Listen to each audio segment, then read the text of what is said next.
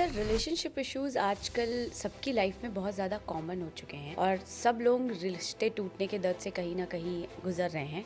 तो क्या रीज़न है इसका? देखिए, हमारी लाइफ की जो भी प्रॉब्लम्स हैं उनमें से मैक्सिमम प्रॉब्लम्स का अगर कोई रूट कॉज है तो वो है कंप्लेनिंग एटीट्यूड। एक दूसरे से शिकायतें करने का एक एटीट्यूड बन गया है। आप अक्सर सुनते होंगे ना, यार कोई मुझे समझने वाला ही नहीं मिला, यार मुझे आज तक कोई समझ ही नहीं पाया। उनसे पूछो भाई तुम कितने लोगों को समझ पाए? तुम भी अपनी ढपली और अपना राग बजाते रहे। किसी की बात को तो 2 मिनट तक आप पेशेंस से सुन नहीं सकते बिना रोक टोक के। और अगर आप सुनते भी हैं तो जजमेंट देने के पर्पज से कि जजमेंट क्या देना, तो क्या बॉन्डिंग बनेगी रिश्तों की? आप एक दूसरे की केयर करते नहीं हैं, सुनते नहीं हैं। लिसनिंग जो है वो बहुत बॉन्डिंग बढ़ाती है, लेकिन लिसनिंग है नहीं, इसलिए रिश्ते बनते नहीं हैं, टूटते हैं। तो आपके पास इसका सोल्यूशन क्या है? क्या सोल्यूशन देना चाहेंगे आप?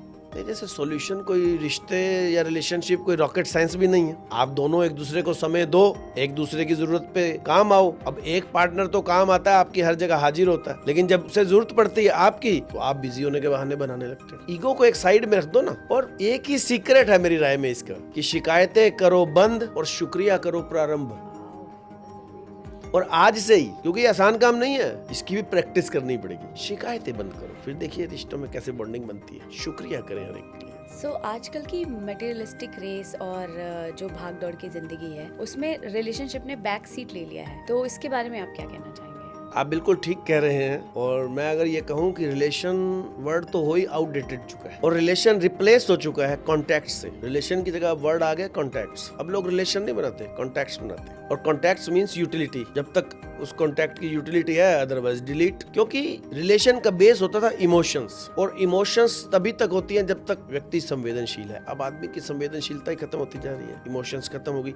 अब युग है कैलकुलेशन का। इमोशंस की जगह अब कैलकुलेशंस ने ले ली है। तो कैलकुलेशन के आधार पर जो रिलेशन बनते हैं उन्हें रिलेशन कहना ठीक नहीं है, कॉन्टैक्ट्स कहना ठीक है। और कॉन्टैक्ट्स बनाने वाले लोग आजकल बहुत प्रैक्टिकल और समझदार माने जाते हैं। सर आजकल बहुत ज़्यादा ट्रेंड है इंडिपेंडेंसी का, और सब बोलते हैं कि I am independent. I speak about women perspective, वो बोलती हैं I don't need a man in my life. और बहुत सारे मेंस को भी मैंने सुना है कि हमें भी नहीं शादी नहीं करनी या रिलेशनशिप में नहीं आना है, क्योंकि हम इंडिपेंडेंट हैं, सब पैसे कमाते हैं, they can hire a cook, they can hire a made, and vice versa सबके लिए होता है।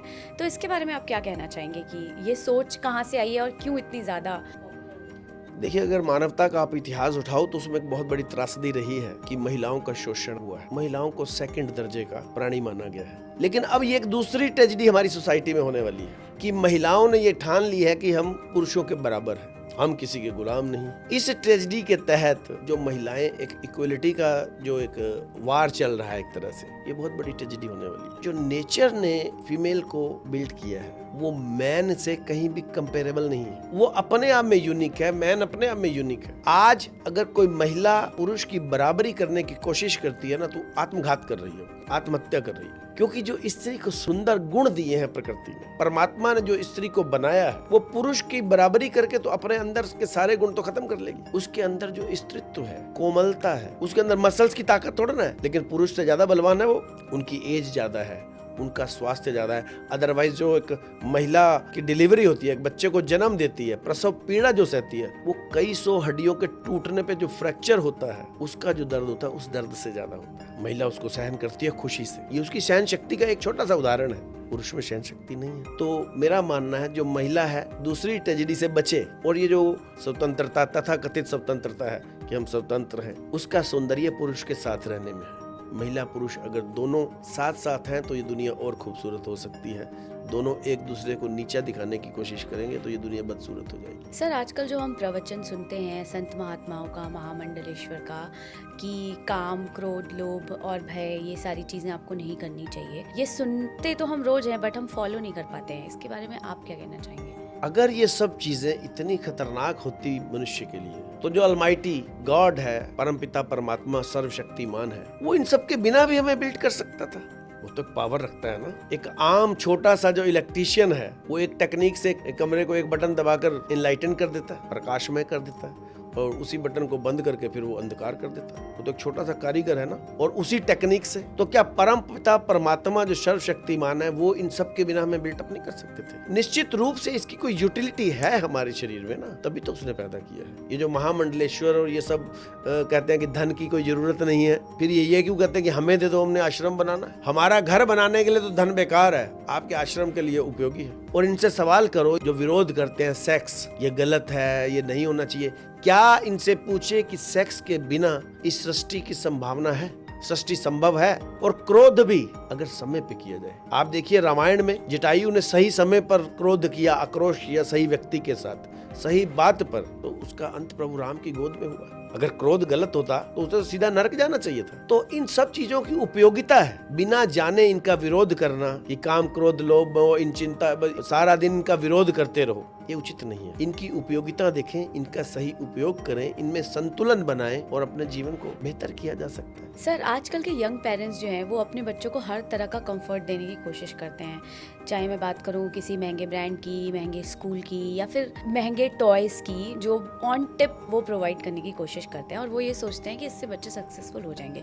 तो आपकी क्या राय है, क्या इससे सच में बच्चे सक्सेसफुल हो जाएंगे? देखिए, ये हमारे देश की एक बहुत बड़ी ट्रेजेडी है। कानूनी तौर पर भी पेरेंट्स की एक एज तय की गई है कि इस एज में पेरेंट्स बन सकते, और नेचर ने भी कहीं ना कहीं पेरेंट्स बनने की एक व्यवस्था बनाई हुई है। लेकिन ये बड़ा दुर्भाग्य है कि सरकार के स्तर पर एजुकेशन सिस्टम जो है उसमें कोई पेरेंटिंग का कोर्स या कोई सिलेबस इंक्लूड नहीं किया गया। तो पेरेंट्स की भी एक मजबूरी है, उनके पास सिर्फ कंफर्ट है बच्चों को देने के लिए। उन्हें कुछ समझाया नहीं गया कि जब बच्चे होंगे तो आपको बच्चों को इस तरह से एजुकेट करना है। तो वो ये सोचते हैं कि जैसे कंफर्ट हम ज्यादा बच्चों को देंगे वो उतने ज्यादा सक्सेस होंगे। लेकिन मेरा ये मानना है कि कंफर्ट और सक्सेस का कोई आपस में कोरिलेशन नहीं है। आप देखते होंगे बहुत सारे लोगों की लाइफ से सक्सेस दूर भाग गई, जिनके जिंदगी में बहुत सारे कंफर्ट थे। जिन्होंने हार्डशिप की लाइफ जी है वो बहुत कामयाब हुए, आप अपने आसपास देख सकते हैं। मेरा तो ये मानना है कि कंफर्ट जोन का और सक्सेस एक दूसरे के विरोधी हैं। इसे आप ये समझ सकते हैं कि जैसे बच्चा है एक दूध की तरह, दूध को अगर आप फ्रिज में रखते हैं, फ्रिज एक कंफर्ट जोन है, तो जब तक दूध फ्रिज में रहता है वो दूध ही रहता है, तो उसकी कोई कीमत नहीं बढ़ती। अगर आपने अपने बच्चे की वैल्यू बढ़ानी है, मल्टीप्लाई करना है, उसकी पर्सनैलिटी को डेवलप करना है, तो उसे दूध की तरह डिस्कम्फर्ट को फेस करना पड़ेगा। जैसे दूध को मक्खन और घी बनाने के लिए उसे आग का सामना करना पड़ता है, तो उसकी कीमत कई गुना बढ़ जाती है। इसी तरह से बच्चों को भी कंफर्ट जोन में ना देके अगर उन्हें चैलेंजेस फेस करने के लिए दी जाएं, उन्हें प्रॉब्लम्स फेस करने के लिए दी जाएं, तो मेरा मानना है कि उनकी पर्सनैलिटी ज्यादा बेटर वे में डेवलप हो सकती है और वो ज्यादा सक्सेस हो सकती है। ग्रेट, ये हम सबको, हम सारे यंग पेरेंट्स के लिए बहुत अच्छा मैसेज है और हम सबको अपनी लाइफ में फॉलो करना चाहिए फॉर श्योर। सर मैंने आपकी प्रोफाइल देखी और मैं चेक कर रही थी एक दिन, आप बहुत सारे सोशल ऑर्गेनाइजेशन से जुड़े हुए हैं। तो आप अपने एक्सपीरियंस से बताइए कि आपको क्या लगता है लोग कब सोशली ज़्यादा कंफर्टेबल होते हैं और कब बहुत ज़्यादा ऑकवर्ड हो जाते हैं या अनकंफर्टेबल हो जाते हैं? गॉसिपिंग के टाइम ज्यादा कंफर्टेबल हो, जब किसी को क्रिटिसाइज करने का मौका हो, जब किसी की कमियां निकालने का मौका हो, तो बड़ा कंफर्टेबल फील करते हैं लोग। और जब उन्हें सेल्फ एनालिसिस की बात की जाए, उन्हें सेल्फ ऑब्जर्वेशन की बात की जाए, तो वो कहते हैं सर और कोई बात करो, वो बड़ा अनईजी फील करते हैं। क्योंकि जिंदगी में सबसे आसान काम है दूसरों की कमियां निकालना, दूसरों को क्रिटिसाइज करना। एक शायर ने भी कहा है इसे अपनी 4 लाइनों में, वो समंदर खंगाल रहे हैं, हमारी कमियां निकाल रहे हैं। वो समंदर खंगाल रहे हैं, हमारी कमियां निकाल रहे हैं। जिनकी अपनी लंगोटियां फटी हुई हैं, वो हमारी पगड़ियां उछाल रहे हैं। वाह, दैट इज सो गुड, कभी नहीं सुना हुआ, बहुत अच्छा था ये। तो कमियां निकालना बहुत आसान है, और कमियां निकालते हुए आदमी अपने आप को बहुत कंफर्टेबल फील करता है, क्योंकि उसमें कोई चैलेंज नहीं है ना। तो लोग अपने भीतर झांकने में बहुत अनकंफर्टेबल फील करते हैं। सर आप अक्सर बोलते हैं लाइफ इज़ ब्यूटीफुल, सो हम कैसे अपनी लाइफ को ब्यूटीफुल कर सकते हैं? इसके लिए क्या आप हमारे दर्शकों को और मुझे भी इसका टिप्स बताना चाहेंगे? नहीं, जीवन सुंदर है, अपने आप में एक दुर्लभ अवसर है जो हमें मिला है, और इसे सुंदर बनाने के लिए मैंने एक फार्मूले की भी इजाद की थी, जिसे मैं कहता हूँ S3 फार्मूला, जिसमें नंबर 1 S है स्माइलिंग। स्टार्ट स्माइलिंग, हंसना शुरू कीजिए। हम हंसना भूल गए। आज ट्रेजेडी ये है कि लाफ्टर क्लब बन रहे। नेचर ने हमें प्रिविलेज दिया हंसने का, तो हमें हंसने को अपनी आदत बना के रखना चाहिए। नंबर 2 S जो है साइलेंस, हमें चुप रहने की आदत डालनी चाहिए। हमें बोलने की बहुत आदत होती है, सुनने की आदत बिल्कुल नहीं होती। तो मेरी राय में जो लिसनिंग है that is a main source of learning. तो वो तभी हो सकता है जब हम साइलेंस में रहे, that may be A part of meditation. And third S is slow down your speed. अपनी जिंदगी की जो तेज गति से हम चल रहे हैं उसे थोड़ा सा स्लो कर दें और थोड़ी सी स्पीड कम करके हम अपनी डायरेक्शन की तरफ देखें कि क्या हम सही डायरेक्शन में जा भी रहे हैं कि नहीं। डायरेक्शन की तरफ अवेयर हों, और जब हम डायरेक्शन की तरफ अवेयर होकर स्पीड कम करके हंसेंगे, चुप रहेंगे, दूसरों की बातें सुनेंगे, तो देखिए फिर जीवन कितना सुंदर लगता है आपको। ये तो बहुत अच्छी टिप दी है।